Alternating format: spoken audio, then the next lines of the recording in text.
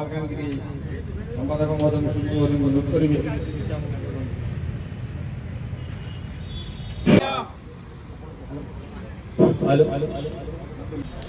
ମୋ ନାଁ ବଳିଷ୍ଠ ପ୍ରଧାନ। ମୁଁ ବରଗଡ଼ ଜିଲ୍ଲା ଶିକ୍ଷକ ସଂଘର ସକ୍ରିୟ କାର୍ଯ୍ୟକାରୀ ସଭ୍ୟ ଅଟେ। ଗତ ଆମର 5 ଦଫା ଦାବି ରହିଛି। प्रथम दाबी है आमर एक्स कैडर शिक्षक मानू अन्याय भाव आमर समग्र शिक्षा डेपुटेशन करिसेंती से डेपुटेशन को बातिल करा जाऊ एवं 1/3/2017 रु आमर एलिमेंट्री कैडरभुक्त करा जाऊ। द्वितीय दाबी होछि जे आमको जे ओटीईटी लागू करिसेंती प्रकृति आम पई ओटीईटी आवश्यकता नहीं।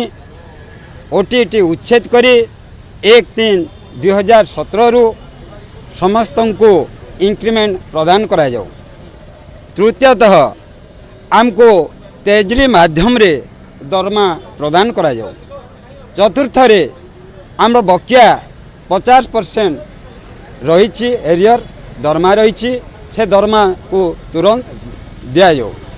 एवं आमर गणशिक्षक भाई माने भौणी माने 3000 अवशिष्ट अछंती तांको तुरंत कहीं जे तांको शिक्षकर मान्यता प्रदान करा जाऊ। एपरी आमर 5 दफा दाबी अच्छी।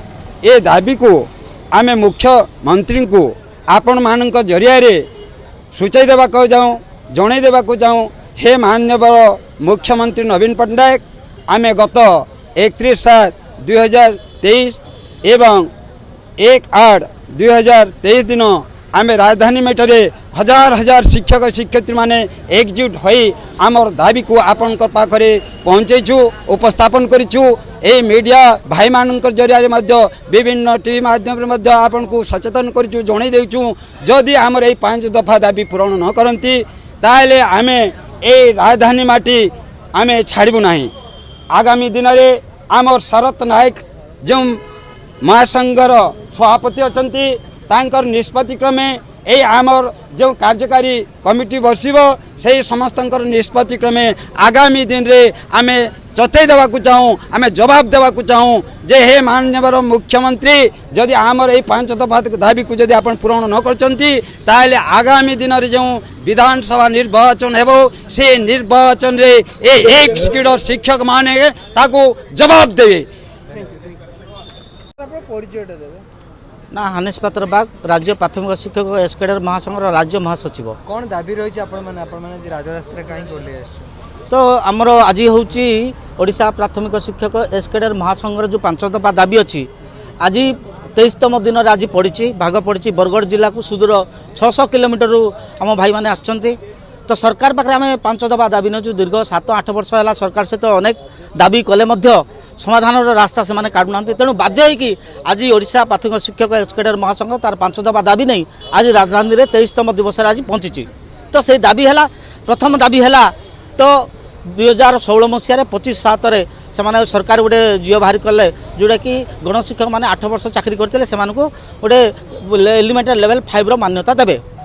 परवर्ती समय से मोडालिटी ना से 5 मास पर से मोडालिटी माध्यम से डेपुटेशन कले सर्वशिक्षा अभियान को पुणी एसकेडर गोटे लगेले अन्याय भाव कराई जाइए। तेणु आमे दाबी जणुचु 1 नंबर दाबी है से जो डेपुटेशन करछि ताको बातिल करके आमको 2017 मसीह कैडरभुक्त करा जाऊ। पुणी 2 नंबर है सरकार जो अन्याय भाव जो 31/3/19 पर ओटीटी पास न कले तुम इंक्रीमेंट मिलबो ना किंतु ओटीटी पास एनसीटी गाइडलाइन रे ओटीटी पास हेले इंक्रीमेंट व्यवस्था ना केवल इनिशियल अपॉइंटमेंट पर ओटीटी आवश्यकता अच्छी। तेणु अन्याय भाव जो सरकार आमर इंक्रीमेंट बंद कर 2020 मसीह ताकू तुरंत बातिल करके 2020 मसीह आमको इंक्रीमेंट देवार व्यवस्था करूँ। आम 8 वर्ष है लिखित भाव में आलोचना कर माननीय मंत्री को आलोचना कर सचिव महोदय सहित आलोचना करूँ किंतु कौन सफल मिलना। तेणु बाध्य होगी आज आज्ञा हाँ प्रतिश्रुति अनेक दि जाऊँगी किंतु ये दीर्घ 6-7 वर्ष है से है बोली बाध्य होगी आम राज्य महासंघ आज राजरास्तार ओह्लैछि।